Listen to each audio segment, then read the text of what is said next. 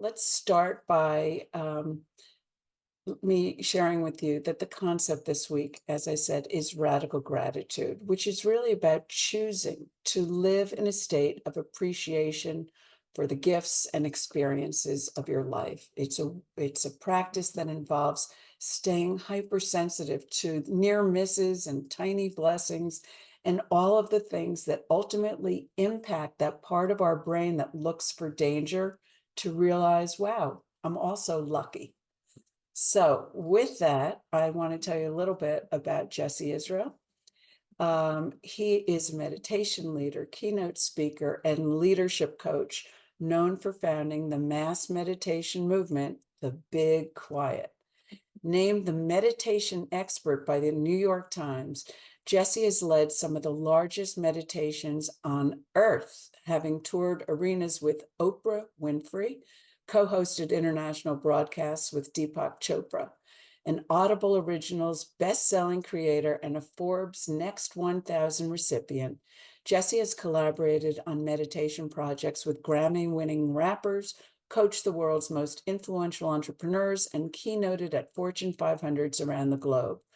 Prior to his work with The Big Quiet, Jesse ran a tech fund and record label called Cantora, acquired in 2016, where he sourced seed investments in companies now worth billions of dollars and signed multi-platinum bands like MGMT.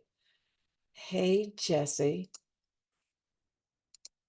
You're muted. Hi, thank you so much for having me. Oh my gosh, I am so glad to see you. And really because you are so warm, so open and generous in sharing who you are. I think I want to start off by asking how did you get to a place where, first of all, where you needed to do meditation? And how does meditation impact your gratitude practice? I got into meditation when I was in my early 20s. I, when I was a sophomore at NYU, I started a little dorm room record label project with my roommate. And the first band we signed, a band called MGMT, took off. And before I knew it, I'd graduated and essentially was running a business full time and had also been a student full time. And I just had a lot happening.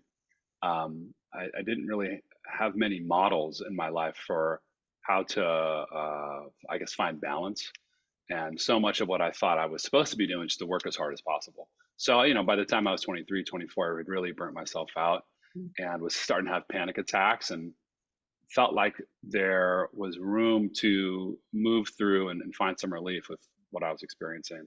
And my dad, who is our mutual connection and a wonderful man, who was incredibly supportive in that process. One of the things he recommended to me was to check out meditation. I did, I got into it, and it just brought me so much relief. And I think more than anything, allowed for more enjoyment in my life. And I think a big part of that has been through having really intentional spaciousness to just be and appreciate what's there in my life and what's in front of me. So I think in some ways, and it's not always the case, but in some ways, my practice, my stillness practice, has allowed me to see more of the art that exists in my life that I think it oftentimes be really easy to just forget is there.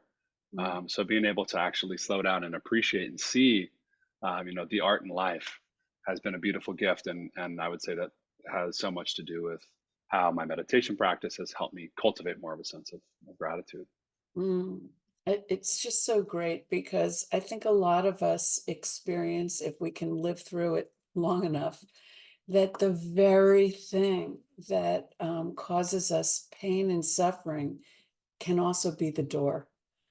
And can you talk more about that? How your practice really, when you talk about, it allows you to see the art. Why is that?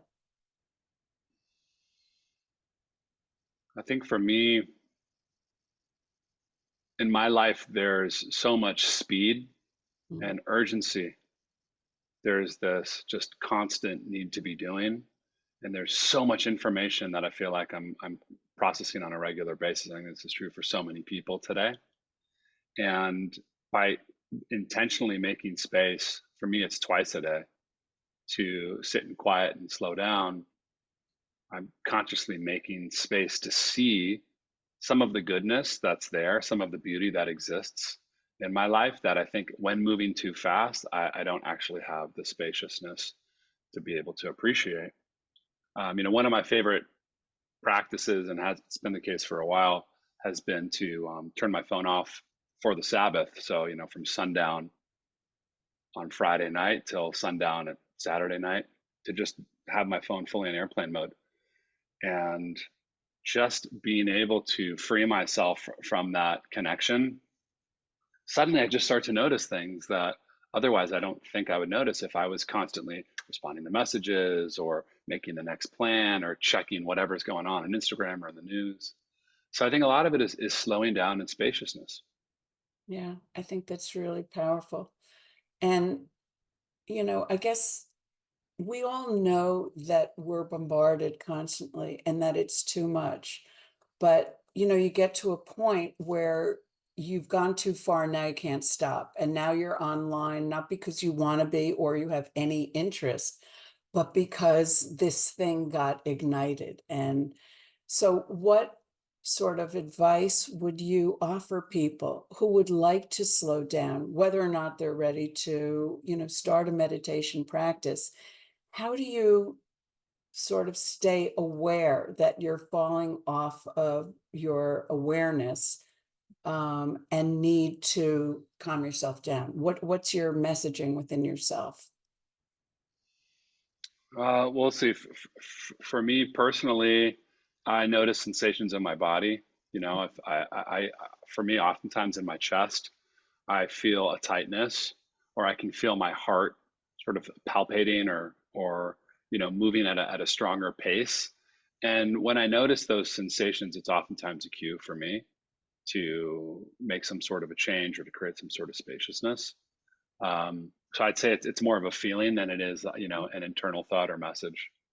So what's Um, the first thing you do when that happens? well, it kind of depends on the day. If I'm having a challenging day, it'll take me some time to actually slow down and stop and look at it. If I'm willing to, work with it, what I'll do is I'll take a little breather from whatever I'm doing, and I'll just sit with myself for a moment, and I'll just feel those sensations in my body.